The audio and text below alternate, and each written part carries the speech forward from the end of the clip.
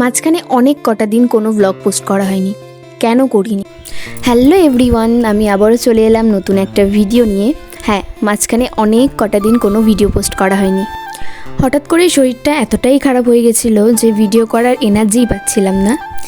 জানো তো, মাঝে মাঝে মনে হয় যে ভিডিও করা ছেড়ে দেবো, ভিডিও করব না, দূর ভাল লাগে না।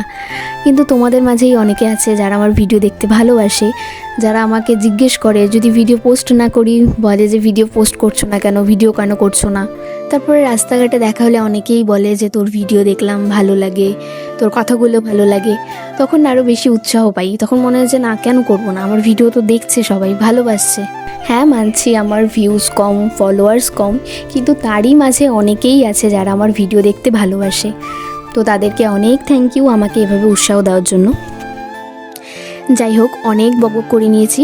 তো আমরা গিয়েছিলাম ঢোলগ্রাম বারুণী মেলায়, আর সেদিন ছিল বারুণী মেলার প্রথম দিন। এখানে হরিচাঁদ ঠাকুরের মন্দির রয়েছে, মন্দিরটা এখনও পুরোপুরি কমপ্লিট হয়নি। তো প্রথমে সেখানেই গেলাম দর্শন করতে। আর মন্দিরটা যেহেতু একটু ওপরে, তো এই ওপর থেকে মেলার ভিউটা খুব সুন্দর লাগছিল, পুরো মেলাটাই এখান থেকে দেখা যাচ্ছিল।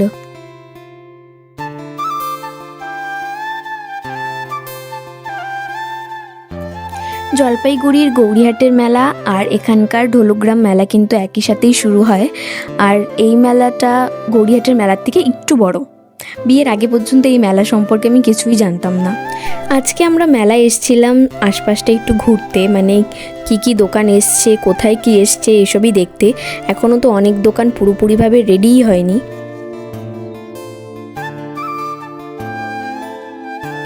তারপর এদিক ওদিক ঘোরাঘুরি করার পর আমরা চলে যাই খেতে। তো আমি এখান থেকে একটা মোগলাই খেয়েছিলাম, আর ও খেয়েছিল একটা রোল।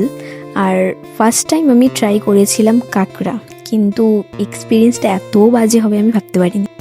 প্রথমে দেখে তো খুব লোভ লাগছিল, কিন্তু কাঁকড়াটা দিয়ে এত বাজে গন্ধ ছিল কি বলবো। যাই হোক, ওটাকে ওখানেই রেখে আমি চলে আসি।